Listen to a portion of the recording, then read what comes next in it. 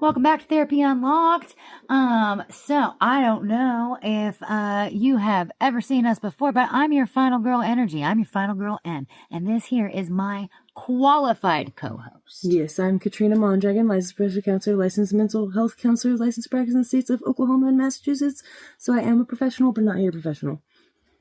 Not your professional. This is not medical advice. We are here for education and amusement. And I say education, and that immediately brings me to our topic. I don't know if you joined us last time, but Katrina shared with me an anecdote about being a curve setter. And I don't know what the topic is, but I know I ruined that curve in college where I set the curve at 100 because everybody else made less than that. And then if you made, for those of you who don't know what the curve is, if you make 100, then everybody else gets their score. But if you don't make 100, then whatever the highest score is, let's say that I had made a 90, then that would have become 100, and everybody else would have followed suit and gotten like a B or a C or whatever, but passing. Mm-hmm. But when I set that curve, that meant a lot of people didn't pass. I too have had that experience in school, and then also when I was older in the workplace and we had quotas for, a job that I had. We had to meet a certain, metric for calls handled and resolutions given and that kind of thing. And when I didn't make the billing quotas, I was chastised. But I have a funny story about that one. I don't know if it's too much of a tangent. Maybe, because I've got a good point on this one, I promise y'all. That said, mine was metrics. And if it's much like a curve, basically the same as a curve. The best person on your team is the top of the grading scale.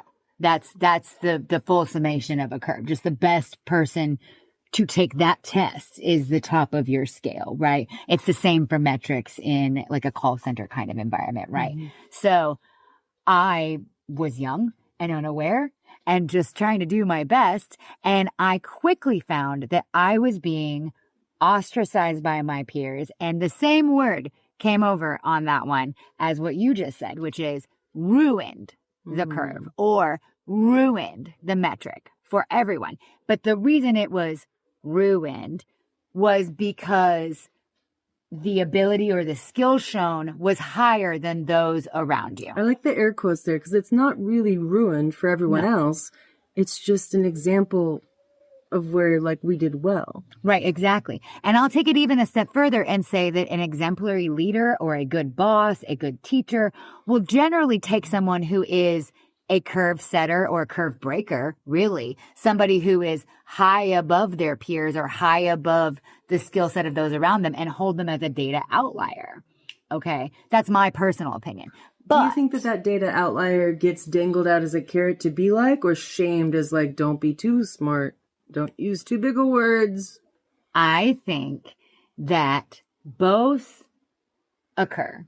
I think that in educational environments, oftentimes when they let someone ruin the curve, it's because they think it will motivate. Okay, the idea is that it will motivate. I'm not sure if that's very effective. I don't have a degree in education. Anyone's welcome to chime in the comments on that. But I think what it ends up doing is ostracizing more often than not, especially when you make grade data public or that kind of thing. When it became known that I was the one who was the reason for the curve not happening, I felt bad. Right. Well, and I think that even comes through. I mean, I'm the unqualified opinion, but I am the sister, so I know my sister. That comes through when you say the word ruin. I don't think you ruined anything. If I were speaking to one of your, nieces or nephews, I would say that you set the standard. You created something. Right. You created a new level for people to aspire to in that situation. And that's a motivational way of looking at it. So an unintended consequence is that some other people might not feel good enough. But just because other people don't feel good enough doesn't mean that I think I'm better than them. Right. And it can be very difficult too, because oftentimes if it's a child in the scenario, the adult may think that they are complimenting them or doing them a favor or saying, you should all aspire to be like this student, or, this student set the record for this test being issued, or something along those lines. But that secondhand unintended consequence of ostracizing might not be noticed. Now, the other side of the coin to that is that I have noticed in my personal life that there can be, a bias that you don't know about. What do they call those? Unconscious bias? An unconscious bias. Oftentimes, if you take someone who is a metric setter, a curve setter, somebody who goes above and beyond, okay? The people in leadership above them or in authority over them may begin to dislike or resent them because they are, the words that come to mind for me are too much, but sometimes it is too much. They answer too many questions, or they answer too many of the questions right, or other times it can be that they get too much feedback from the other people in their cohort that it's not fair that person has done so much better than them. And they can't exactly go look at that person and say, do worse. That's not generally something that happens when you have an authority figure, right? But my question to you would be, I firmly believe that those like yourself who set a curve, who break a metric, who go above and beyond, should feel comfortable being themselves in those scenarios. And what would be if that person were showing up to therapy and they were saying, I'm too good. My tiara is too shiny. My pockets are too full and everyone hates me. First world problems. First world problems, but a real problem. If you feel bad because you feel like people resent you for doing well, they might. But just because they feel intimidated doesn't mean you're intimidating. That's a good one. That's a good one. Just because they feel intimidated does not mean you are intimidating. I like that. I think that I am often intimidating. Is that okay? Yes, because feelings are always valid, but feelings are not facts. Right. I can feel stupid and have 2 degrees to negate that feeling.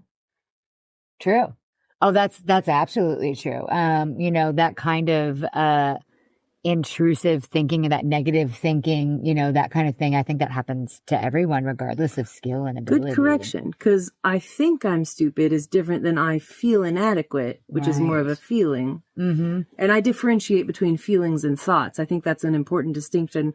In therapy, people often don't necessarily know that there is a difference. So then we work to learn and differentiate and identify and process the 2 different ones. And if you can differentiate between the 2, you can decide what to do with which one you want to.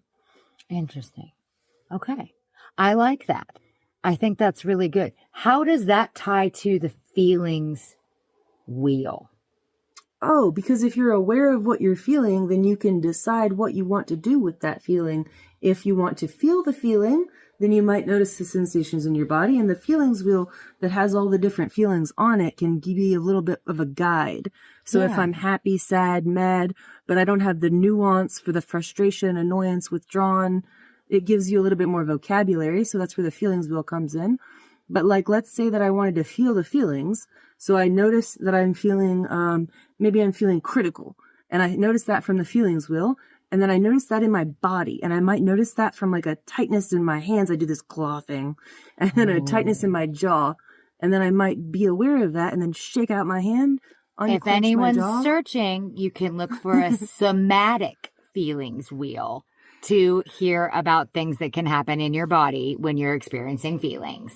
And it doesn't make you, you don't have to feel stupid to do that, because I don't think it's talked about enough that butterflies in your stomach is a real feeling. And that is how you feel your feelings, is to notice the sensations in your body. People always say, feel your feelings, but I think it's not necessarily helpful to define a word with a word.